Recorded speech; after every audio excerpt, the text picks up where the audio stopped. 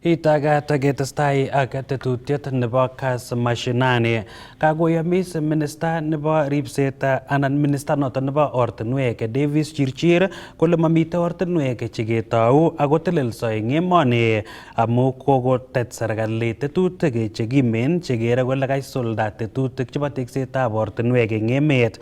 Kong'ololi eng komosta nebo Kathara eng Kinangop Nyandarua County yekongolumdoi wekchinetabgei nebo teksetab oretab Engineer Gathara Tulaga Mbirithi Chuma Road nebo kilomita 40.5 kokomwa Chirchir kole ibchin komonut serikali teksetab ortinwek ak kawang'unetab ortinwek chikotelelso eng emet ole kokotoigei kora teksetab ortinwek chelelach. Komite Chirchir ak minista nebo ripsetab kalyet eng emet orit Professor Kithure Kindiki nekomwochi county commissioners eng emet koker kole kakiyai projects chebo serikali eng oret nenyolu ak kiwong eng kasarta nemakat ole koitechi contractors koyai boisiet neititaat. Nataka kuamrisha county commissioner wa hapa Nyandarua ujue ya kwamba wewe ndio unapaswa kuhakikisha kwamba miradi yote ya serikali ya wizara zote, barabara, maji, stima inaendelea. Na kama kuna kasoro yoyote, kwa mfano ugundue ya kwamba contractor ametoka kwa site, upige ripoti mara moja ili hatua ichukuliwe. Vile vile wewe ndio kupitia maafisa wako ambao wako chini yako, DCCs na ICCs na wale wengine machiefs, muhakikishe ya kwamba watu ambao wanatoka sehemu hii, zile kazi ndogo ndogo za hapa zipewe watu ambao wanatoka katika hiyo sehemu.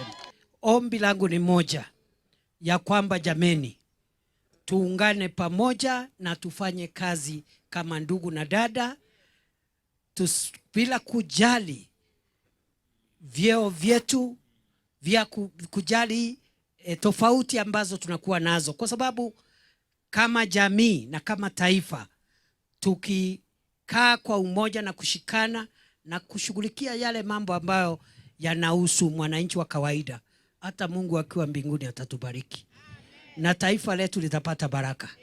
Kweli si kweli? Kweli si kweli? Walisema umoja ni nguvu, utengano ni nini? Mungetaka tukae kwa umoja ili tuwe na nguvu kama jamii.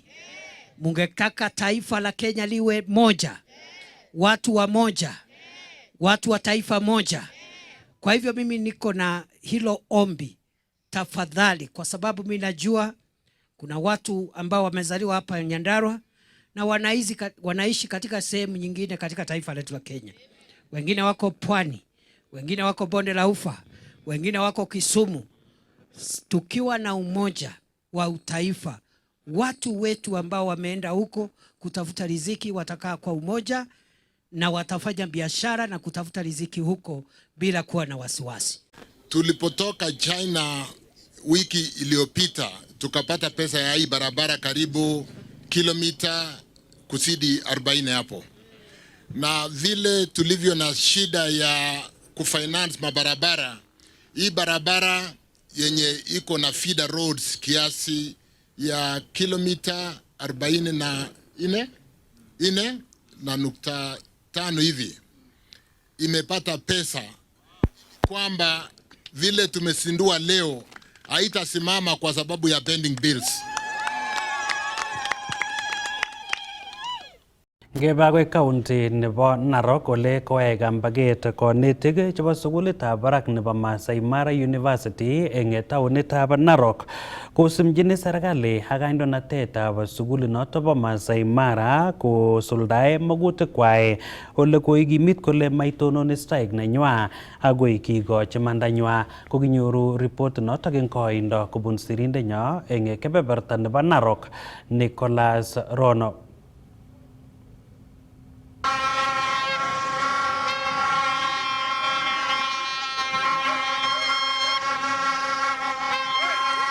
Kotestai kiboitinik chebo sukulitab barak chebo Masai Mara University kosimchi serikali kokoshiit magutikwak kole kayai ichek bandab oret en taonitab Narok koboru nereke kotinygei ak koyonchinet nengamwa kole tomo koityi komonut serikali.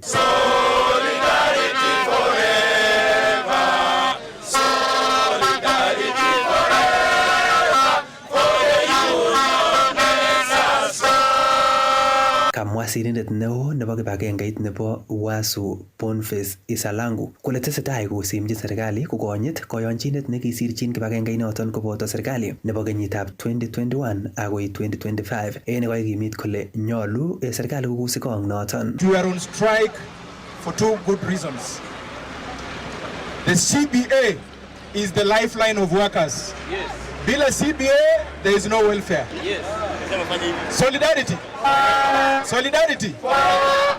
We are on strike because of the CBA, the National Collective Bargaining Agreement for 2020, 2021, 2025. No CBA, no work.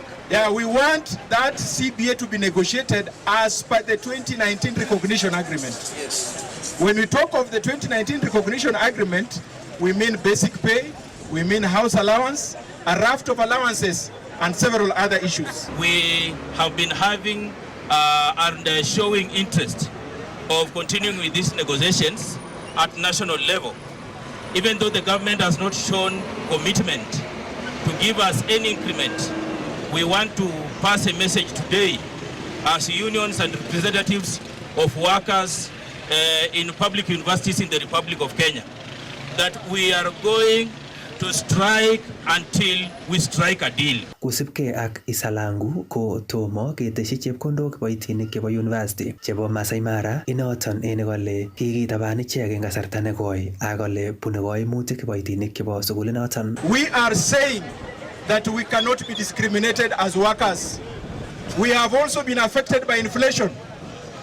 We've been affected by this economy.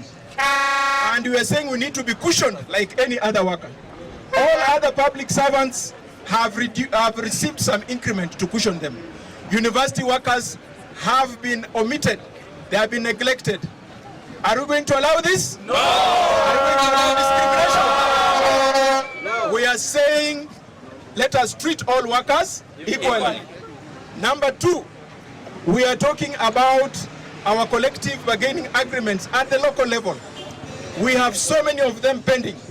We are talking of 2013, 2017, 2017, 2021, 2021, 2025. Now, if all those CBAs are pending, what is happening to the welfare of workers? That means that the workers' welfare is still affected. We are the top cream de la cream of this country. And for that fact then, we deserve good remuneration. And for that fact then, we deserve good handling. For that fact then, we deserve a government that listens to its people. Anything less than that, we are not going to listen. Kamwa ichek kole nyolu kota koker serikali chametabgei chebo kiboitinik chebo university inoton bo Masai Mara ene kole tesetai ichek eng kong'elelchinetab boisiet kot kekoshi ichek magutikwak. And that is why we are saying we need all allowances to be harmonized. We want allowances to be harmonized. We want all the university workers to have the same commuter, the same medical benefits, the same annual leave traveling allowance, with a raft of issues.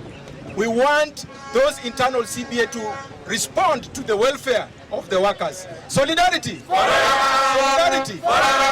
Ngeten taonitab Narok, kainenyun ko Nicholas Rono. Yekitestai ko tesetai kobitu ng'alalet neo kotinygei ak bonus choto chebo chaik chekokiliponji kobotikab chaik ole kamwa seneta nebo Nandi Samson Cherargei kole nyolu kotakechikil kit nekokotestai koipchi kwo ng'weny bonus chekeliponjini kobotik eng komoswek cheterter mising ko kebeberta nebo South Rift. Kong'ololi eng korikab bunge kokomwa Cherargei kole masikyini konyor kobotik alake bonus chemite barak ak konyor alake bonus chemite ng'weny ak kounoto konyolu keyai kit age tugul kikerkeit bonus chekiliponjini kobotik. Kongekas ng'alaletab Cherargei. Kokinyoru shida hasa ng'alekab bonus chebo chaik, kokinyoru kaimset Amu ngiwe maswek alak kokonyor bonus chebo 45 shillings to 61 shillings. Lakini achek eng Nandi, Kericho, Bomet, Kisii, Nyamira, Vihiga, Elgeyo Marakwet County, Uasin Gishu chekikole chaik kokinyoru bonus chemi ng'weny. Kwachob statement mutai nenyone flow of the Senate. Kimeche kenai kele ngo maswek alak komi bonus barak. Lakini ngoye county nebo Nandi ak counties chebo Bomet, chebo Kericho, chebo Kalenjin ak chemi Kisii ak Nyamira ak Vihiga ak ole kikole chaik akoi Mount Elgon olin pa Bungoma County. Amune sikenyoru bonus. Na hii inatusumbua kama wakulima. Kwa sababu ukienda sehemu zingine unapata wakulima wamepata bonus ya juu. Kama sehemu nyingine wakulima wanapata bonus ya 61 shilling, 55 shillings, lakini ukikuja Nandi, ukuje Bomet, ukuje Kericho, uende Kisii, uende Nyamira, uende Vihiga, uende Bungoma, sisi tunapata mapato ya bonus ambayo iko chini sana. Kwa shilingi 17 mpaka shilingi 25. Lakini ukienda sehemu zingine za nchi wanapata bonus ya shilingi 61. Sasa tunataka tuulize usawa iko gani? Tunajua kuna machai ambayo ikuuzwa Mombasa. Tulikuwa tunaambiwa ati hiyo chai ya 32 billion ati inatoka Western Kenya kwa sababu ya quality iko chini. Sisi tunataka tujue hii KTDA wakati wanauza majani chai, nafikiri kwani wanauza majani chai ya sehemu moja ama majani chai ya Kenya mzima. Sasa hiyo ndio swali tunajiuliza na hatujafurahia bonus kwa wakulima. Kwa mambo ya miwa, Wednesday tutakuwa mediation kwa ile sugar bill. Na mimi nataka niwahakikishie wakulima tutahakikisha hii sheria ya sugar bill ambayo inagusa kaunti ya Kericho, Nandi, Kakamega, mpaka Migori, mpaka huko Kilifi ambao miwa inapanda mpaka Narok. Sisi tutahakikisha wakulima na mambo ya sugar bill tumetengeneza kulingana na mujibu wa sheria. Kuhusiana na coffee bill, nataka niulize National Assembly waharakishe mambo ya coffee bill. Ndio tuweze kupata nafasi ya coffee cherry fund, ndio wakulima wapate nafasi.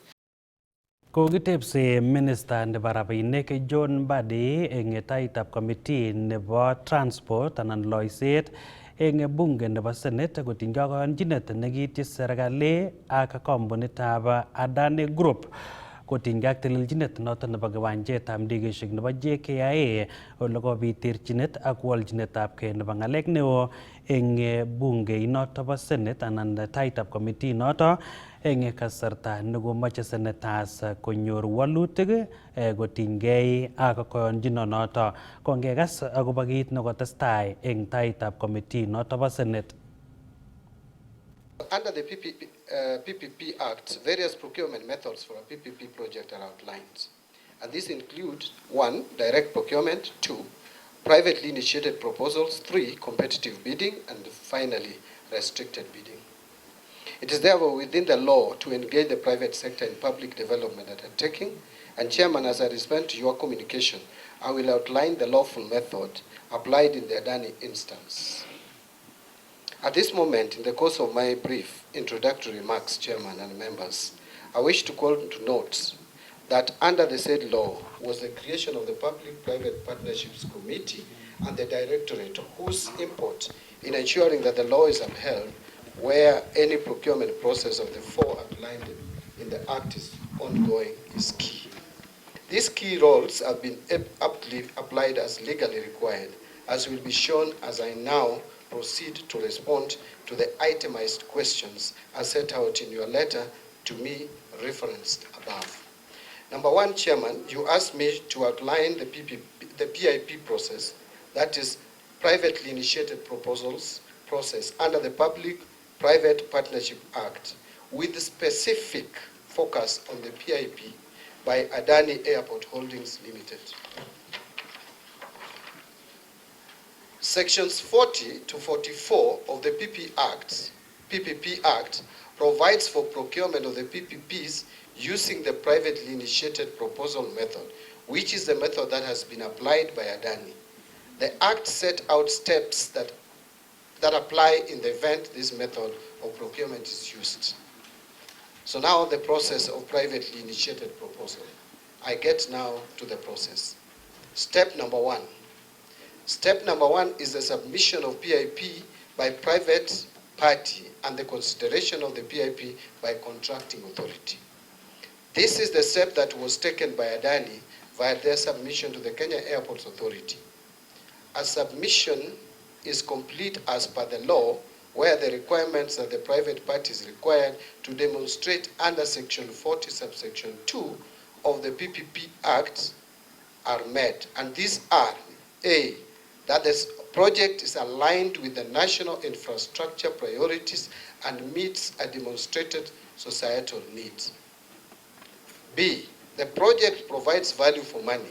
And this means that the undertaking of a public function of the contracting authority by a private party under the PPP results is a net benefit accruing to that contracting authority as defined in terms of cost, price, quality, timelines, or risk transfer. C, the project proposal provides sufficient information for the contracting authority, which in this case was Kenya Airports Authority, to assess fiscal affordability of and the potential contingent liability implications of the proposal for the project. The proposal should provide full disclosure excuse me, on all relevant project information for accountability to stakeholders. D, the project can be delivered at a fair market price. E, that the project supports the efficient transfer of risk from the public sector. And F, that for transparency and accountability, the proposal contains the following information set out under Section 40, subsection 3 of the Act, and in this case the PPP Act. 1, a detailed description of the proposed project that must include reference designs, sketches, and alignment maps. 2, detailed project needs analysis, including a description of the benefits to society and alignment with the government's infrastructure plan. 3, a description of the environmental and social features of the proposed project. 4, a detailed technical description of the project, including a construction schedule and requirements on enabler services. 5, a detailed description of the financial viability of the project. 6, a preliminary operating plan for the proposed project. And 7, a description of the key project risks and risk allocation under the project. Number 8 is a disclosure on any government support measures the proposed project may require. Number 9, a description of non-monetary government support measures that the project may require. And finally, number 10 is a justification why the project is not suitable for open competitive procurements. Now, step number 2, Mr. Chairman, is submission of PIP proposal to the PPP Directorate for assessment and subsequently approval by the committee. Notwithstanding Section 40, subsection 5 of the Act, which grants discretion to the Cabinet Secretary for Finance, in this case National Treasury and Economic Planning, to prescribe when PIP submissions may be made.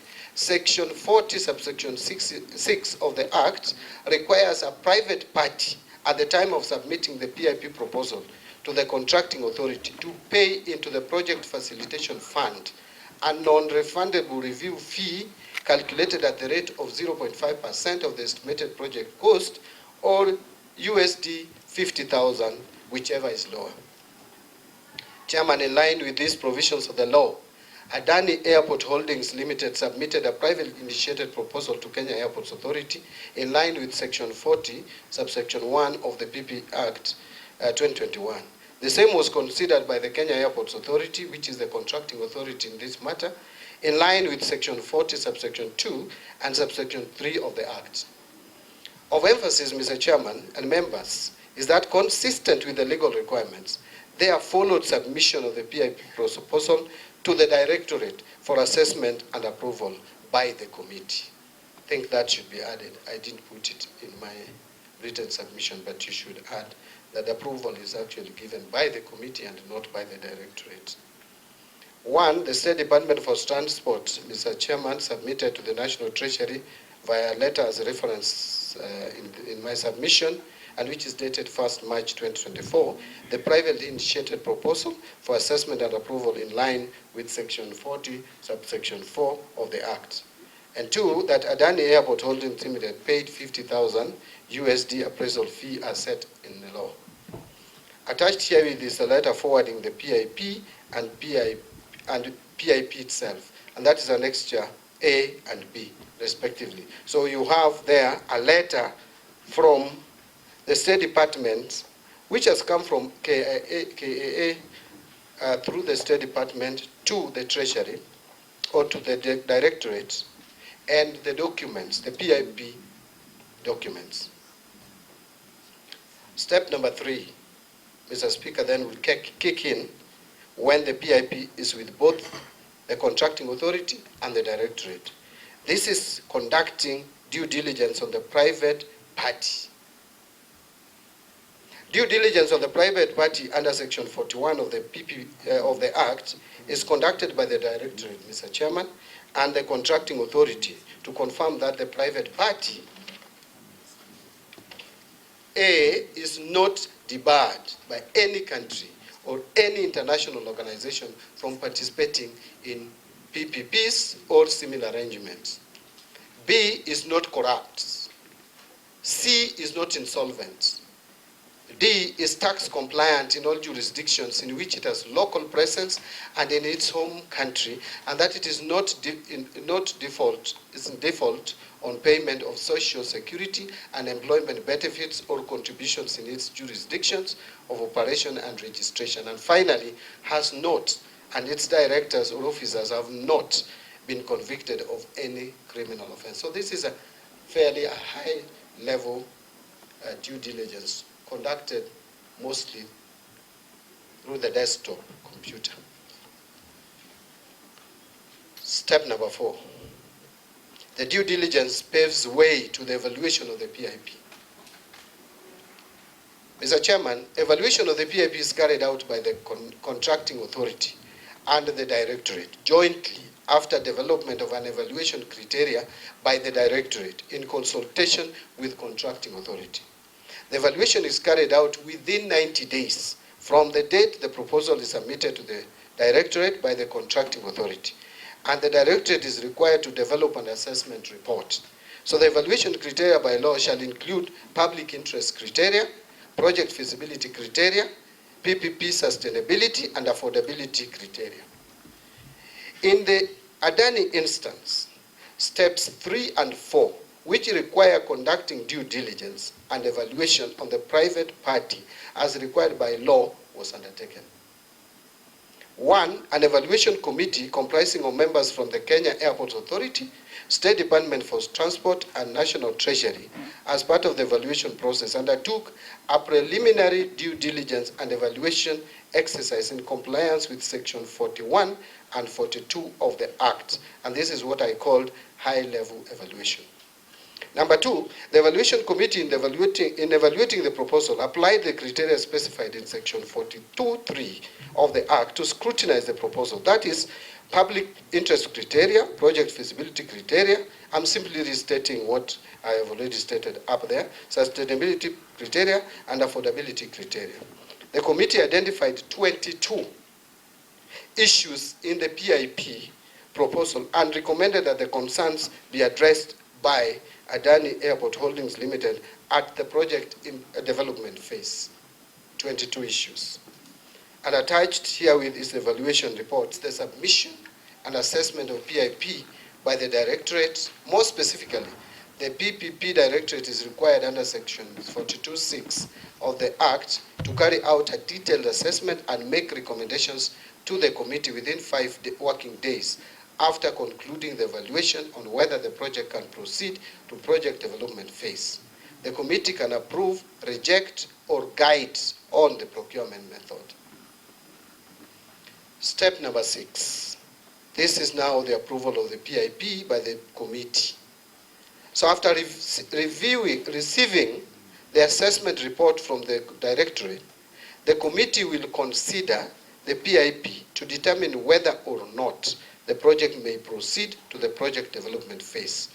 In its determination, the committee shall consider the assessment report submitted by the Directorate, the review and recommendations of the Directorate, and finally, any benchmarking and market testing results. Chairman and members, retaining our focus on the Adani instance, please note that in line with steps 5 and 6, assessment and submission of PIP by the Directorate as well as approval by the committee as required under the provisions of the law occurred. 1, the Directorate conducted an assessment of the valuation report and prepared a technical working paper for presentation to the committee. I have attached herewith the technical working paper as annexure number E. The PIP evaluation report, number 2, the PIP evaluation report was presented to the committee at its 40th extraordinary PPP committee meeting held on 13th March 2024. 3, the PPP committee considered the report at its meeting and approved that the project should progress to the project development phase in accordance with Section 43 of the Act. In addition, the private party and the Kenya Airports Authority were required to address the following at project development phase. Number 1, the documentation with respect to tax compliance should be subjected to verification by the Kenya High Commission in India. Number 2, the proposed phase 1, that is 2025 to 2029, should be compressed to a shorter period given the urgency of its components. Number 3, the proposed concession period of 30 years on a build, operate, transfer or BOT model should be determined on the basis of a comprehensive financial assessment of the proposed project. In that regard, to facilitate this analysis, the proponent should provide, and the proponent in this case is the private party, that's Adani, should provide a financial model, detailed EPC cost estimates, detailed O&M cost estimates, and details of the financing terms. Number 4, the proposed equity IRR of 18% should be negotiated by the parties. Further, compensation for the value of asset transferred at the end of the concession term will be applied if the proponent has not realized its targeted return. Number 5, the aero and non-aeronautical charges should be subjected to relevant national and international laws, including the concession order under the Kenya Airports Authority Act, Cap 395 laws of Kenya, Air Passenger Service Charge Act, Cap 475 laws of Kenya, and negotiations with third parties with existing contracts with Kenya Airports Authority. Number 6, land acquisition or allocation should be aligned with the Jomo Kenyatta International Airport Master Plan and subject to availability of land and requisite approvals, Kenya Airports Authority Board, NLC, and other relevant government agencies, noting that Kenya Airports Authority has existing leases on land with third parties and also has planned developments in line with its strategic plan. Number 7, Kenya Airports Authority should provide details of the land available for purposes of the city's side development to the proponent. In turn, the proponent should formulate a clear development proposal for the city side component as part of their feasibility study. Number 8, the proponent should, as part of their feasibility study, make proposals to Kenya Airports Authority to accommodate the project in the JKIA master plan. Number 9, the risk matrix should be reviewed, including social risks, and risk allocated appropriately. And further, a proper mitigation plan should be provided by the proponent. Number 10, all commitments must be made in line with the Kenyan laws, and any proposed amendments to the laws should be in accordance with the established lawmaking processes.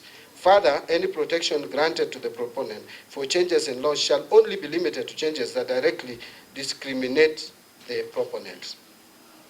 Number 11, the exclusivity of concession rights as provided in the proposal should be reviewed, ensuring that the rights, assets, and areas of operation are clearly defined in the transaction documents. Number 12, tax exemptions as proposed should be subjected to the laws of Kenya, and applications should be made on a case-by-case basis.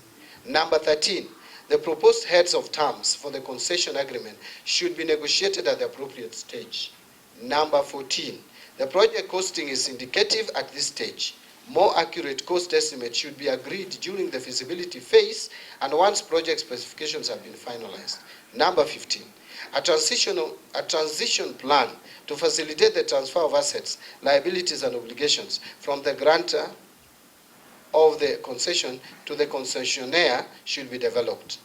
The transition plan should specify the timing, rationale, and processes or procedures for the transfer of assets, liabilities, and obligations from one party to the other.